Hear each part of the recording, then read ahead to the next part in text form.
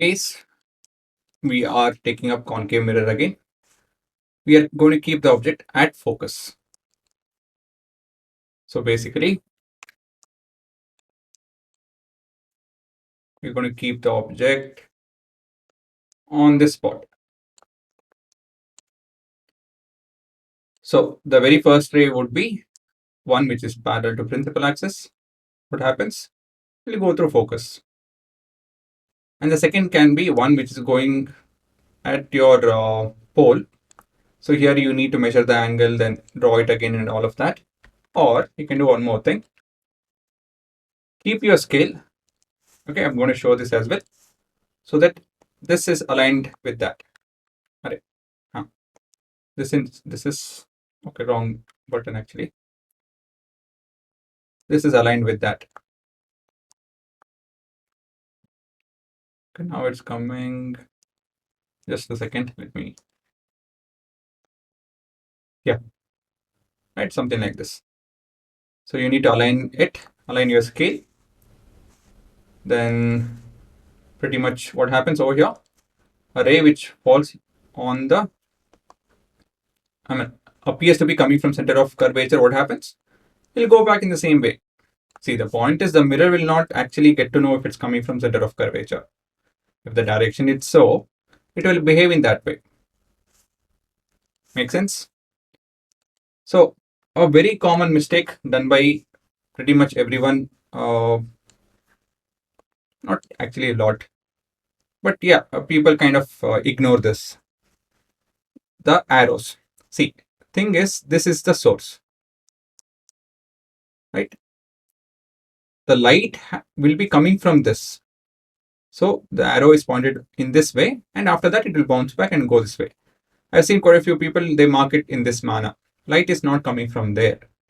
Light is coming from the source.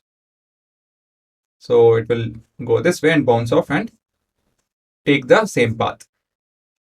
What is that you guys can observe? Are they intersecting? Clearly not, right? So this is a case wherein they go to infinity. The ray meets at infinity. So the image is at infinity. So they keep going. It might not make sense, but yes, basically these two are what? Parallel lines. You will get parallel lines. If you draw it properly, you will get parallel lines. So let's have a look.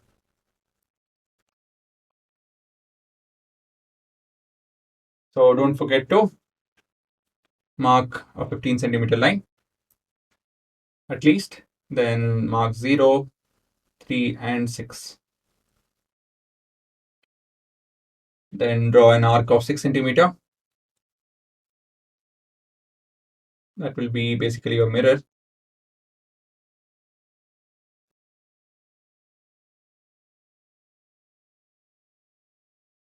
So post that shading.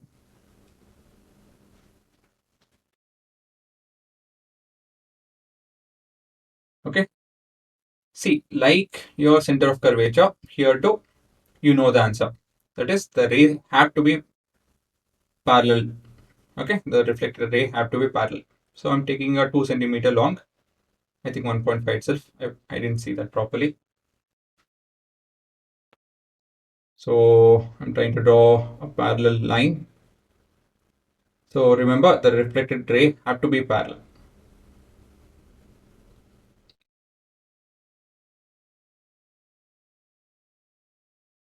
Okay, I'm using the object length to take it perpendicular and all of that. Anyways, these are tricks.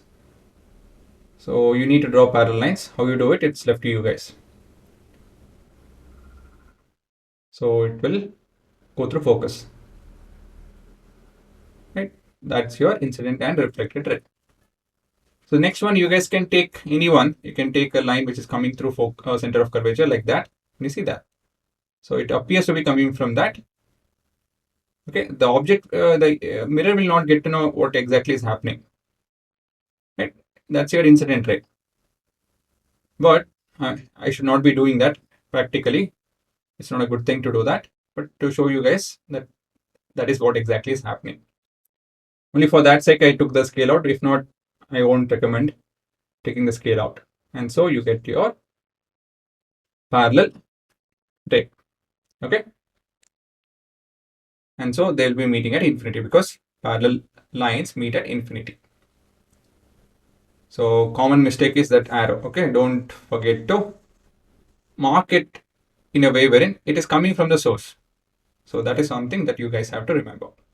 And again, don't forget to label center of curvature, focus, pole, and what else? Yeah, the object itself, A and B. Image we can't label, it's at infinity. So how big will the image be? It's humongous, highly enlarged. So technical word over here is highly enlarged. It will be inverted. It is considered to be real. Okay, this can be captured on the screen. If we go to infinity, that is location at infinity. So practical, obviously I can't show you guys infinity. I can just show you guys, some kind of video. That's it.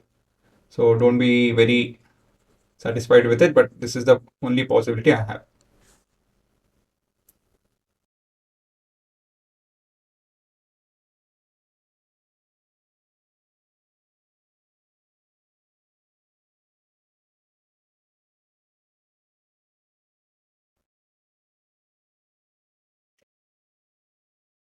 Right? So that's the possible. I mean, we can't do much about it, right? It's infinity, obviously. So this setup can be pretty much used for floodlights, right? Warning signs and all of that. Basically, any light scenario wherein you want a concentrated beam of light, you can make use of this, right? Basically, any torch.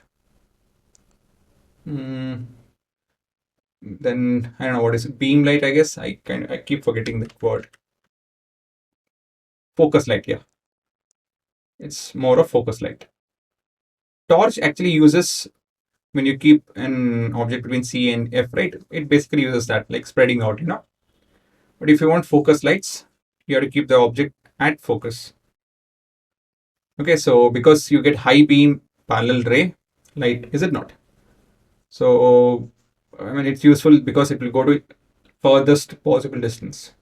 So anything that we need, like something like search lights, then you have car high beam lights, then lighthouse, right? Focus light is pretty much used in quite a few places, in theaters, is it not? So what else? What else?